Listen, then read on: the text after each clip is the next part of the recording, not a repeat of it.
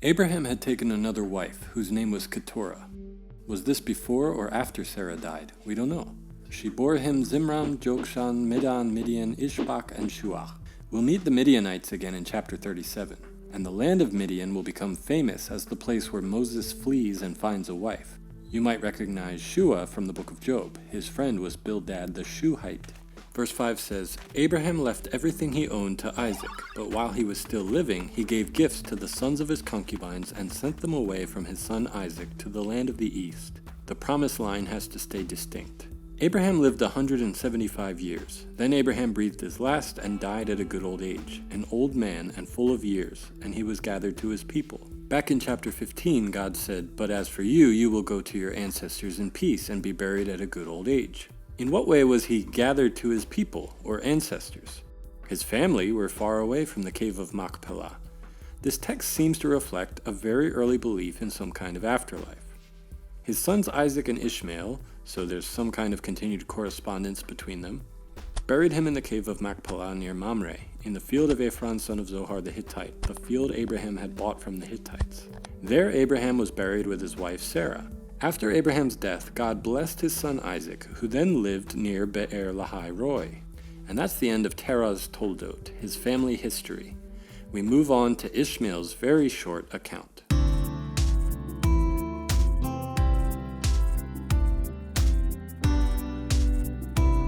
This is the account of the family line of Abraham's son Ishmael, whom Sarah's slave Hagar the Egyptian bore to Abraham. In chapter 17, God said to Abraham, As for Ishmael, I have heard you. I will indeed bless him, make him fruitful, and give him a multitude of descendants. He will become the father of 12 princes. I will make him into a great nation. Well, in light of that promise, let's jump back to our passage. These are the names of the sons of Ishmael, listed in the order of their birth. Nebaioth, the firstborn of Ishmael, Kedar, Adbeel, Mibsam, Mishma, Dumah, Massa, Hadad, Tema, Jetor, Naphish, and Kedemah. Look at that, there are 12 of them. That was fast. Sometimes you'll hear people say that Ishmael was cut off from God or God hates Ishmael, but everything we've seen in the story says otherwise. He's still a son of Abraham, and God still shows him mercy and kindness. These were the sons of Ishmael, and these are the names of the 12 tribal rulers, or princes, according to their settlements and camps. Ishmael lived 137 years. He breathed his last and died, and he was gathered to his people. His descendants settled in the area from Havilah to Shur, near the eastern border of Egypt as you go toward Ashur, and they lived in hostility toward all the tribes related to them. The hostility fulfills God's promise in Genesis 16, and really picks up after Abraham and even Ishmael had died. So Isaac's line is going to be totally free from hostility, right? Because we're the good guys, right?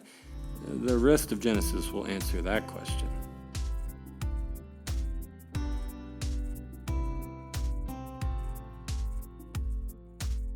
This is the account of the family line of Abraham's son Isaac. Abraham became the father of Isaac, and Isaac was 40 years old when he married Rebekah, daughter of Bethuel the Aramean from Paddan Aram, and sister of Laban the Aramean.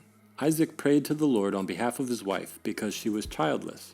We didn't see anything about Abraham praying for Sarah in all that time she was barren, but he prayed for Abimelech in chapter 20, and God opened the wombs of the women there. And immediately after that, the angels tell Abraham that Sarah is about to have a son.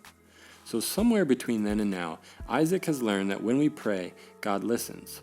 It says, the Lord answered his prayer, and his wife Rebekah became pregnant. Well, that sounds instant, right? Easy.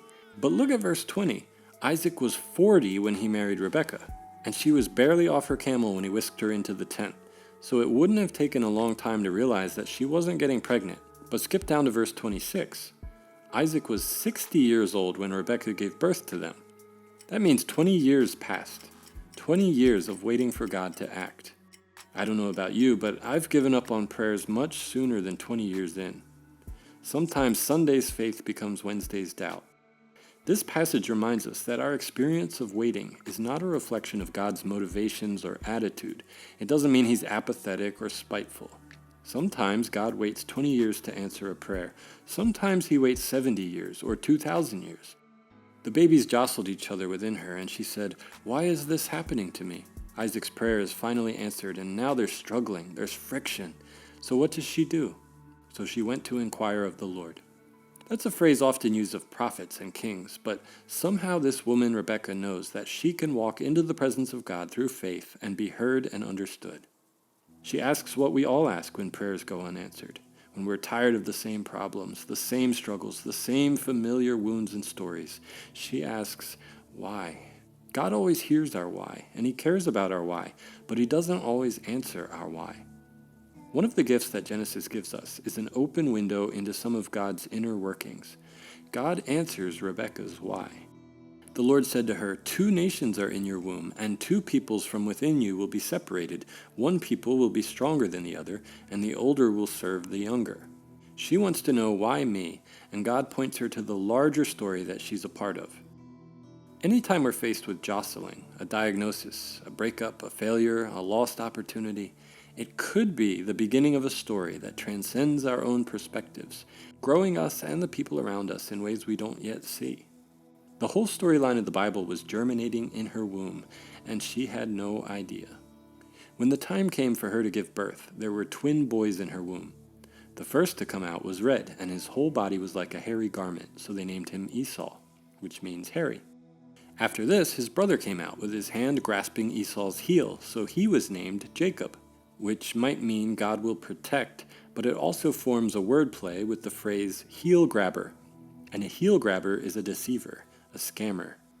God had already chosen, before his birth, to give Jacob a place of prominence, and yet Jacob was born embodying what would become a major part of his identity, his belief that in order to get blessing, he would have to fight and deceive and grab.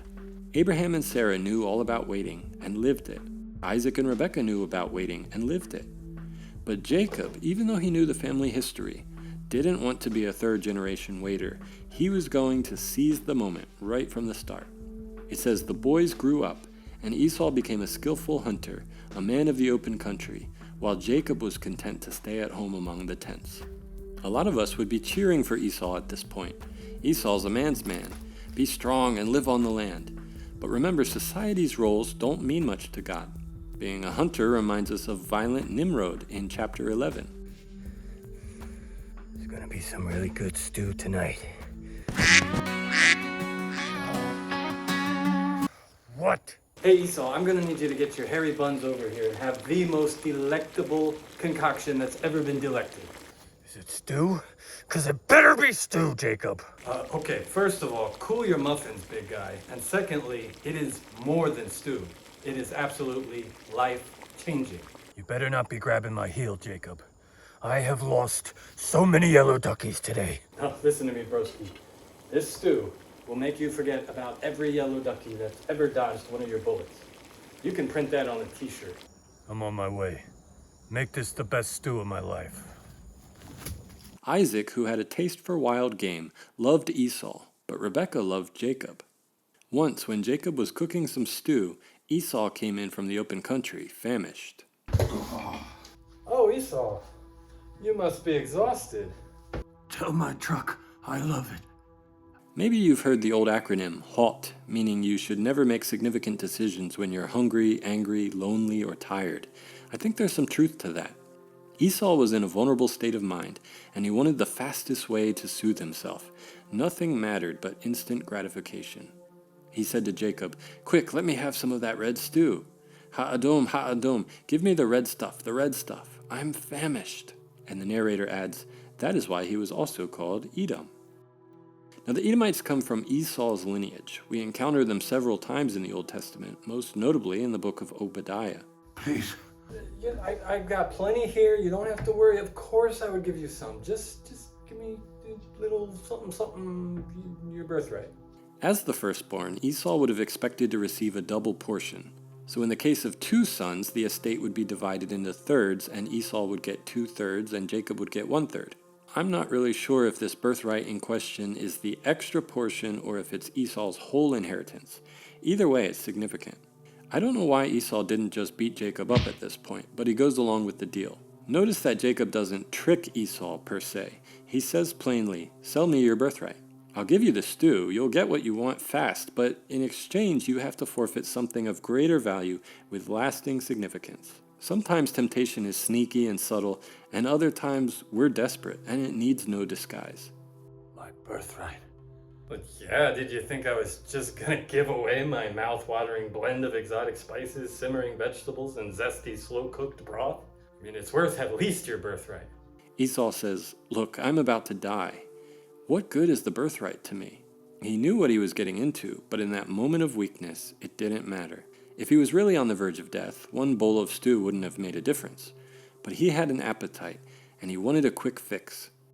Why do I care what God has in store for me when I can just have this red stuff now? Why would I wait for something eternal when I can have something immediately? So much for being a mighty man. His appetite controls him like a dog on a leash. You know what's really manly? Self-discipline. Staying the course, long-term faithfulness, uncompromising virtue. Esau was a mighty hunter, but he was a weak, weak person. But Jacob said, "Swear to me first." So he swore an oath to him, selling his birthright to Jacob. You will be glad you did this. Here, I'll just put it right down here for you. All right, and whenever you're ready, you can just bon appetit. Then Jacob gave Esau some bread and some lentil stew. He ate and drank and then got up and left. So Esau despised his birthright. He treated it like it was garbage. He didn't value it. And so Jacob was able to take advantage of the situation.